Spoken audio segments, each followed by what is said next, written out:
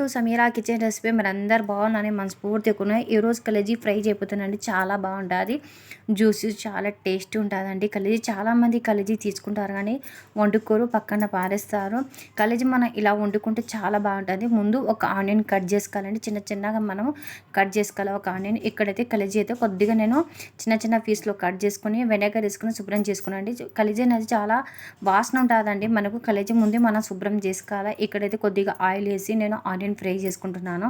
ఇలాగ మనం దూరగా ఫ్రై చేసుకునేప్పుడు దీంట్లో మనం కొద్దిగా అల్లం పేస్ట్ వేసుకోవాలండి. అల్లం పేస్ట్ అయితే చాలా టేస్టీగా ఉంటుందండి కలేజీ అనేది. కొద్దిగా తగినంత సాల్ట్ వేసుకోవాలి, చిటికెడు పసుపు యాడ్ చేసుకుంటానండి. దీంట్లోనే నేను కొద్దిగా రెడ్ చిల్లీ యాడ్ చేసుకుంటానండి. కొద్దిగా నేను రెడ్ చిల్లీ కూడా యాడ్ చేసుకుంటున్నాను, చాలా బాగుంటుంది. దీంట్లోనే కొద్దిగా మనం గరం మసాలా, సాజీరా, ఇలాచి, లోంగ్ చెక్కలు ఇవన్నీ వేసుకోవాలండి. కొద్దిగా నేను గ్రీన్ చిల్లీ నిలువ కట్ చేసుకున్నానండి. ఇవన్నీ వేసుకునే కొద్దిగా మనం దూరగా ఫ్రై చేసుకోవాలండి. మసాలాని ఎంత దూరగా ఫ్రై చేసుకునేప్పుడు చాలా టేస్ట్గా ఉంటుందండి. ఇప్పుడైతే వాటర్ అంతా కారిపోయింది కలేజీ నుంచి. ఇప్పుడు కలేజీ కూడా వేసుకుంటున్నాను. కలుపుకోవాలండి. మసాలాని మంచిగా కలేజీ ముక్కలకు అంటకాల చాలా బాగుంటుందండి కలేజీ కూడా. చాలామంది అని చికెన్ తెచ్చుకుంటారు, దాంట్లో కలేజీ అయితే ఎవరు చేసుకోరు, తినరంటారు. మీరు ఇలా చేసి పెడితే చాలా టేస్టీగా బాగుంటుందండి. ఇప్పుడు ఎప్పటికైనా కలేజీలో వాటర్ వేయ కదండి, కలేజీలో వాటర్ ఎక్కువ ఉంటాయి. ఉత్త ఆయిల్ అయినా మనం ముందు కుక్ చేసుకోవాలండి. చూడండి మంచిగా కుక్ అయిపోయింది.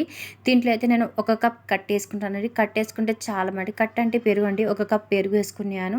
చాలా జ్యూస్కి చాలా టేస్ట్ ఉంటుందండి రైస్లో కానీ మన చపాతీలో కానీ.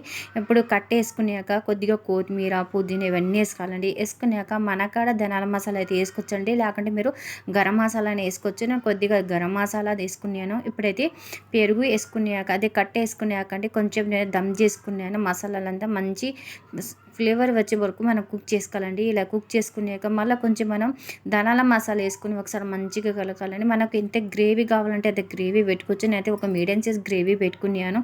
నాకు రైస్లో, చపాతీలో చాలా బాగుంటుంది. మా పిల్లలకి చాలా ఇష్టంగా తింటారండి. ఎవరైనా కలేజీ తినకుంటే మీరు ఇలా చేసి పెట్టండి, చాలా ఇష్టంగా తింటారు. మీకేమి ఇష్టమో నా కామెంట్లో చెప్పండి. వీడియో నచ్చితే లైక్ చేయండి, షేర్ చేయండి, సబ్స్క్రైబ్ చేయండి.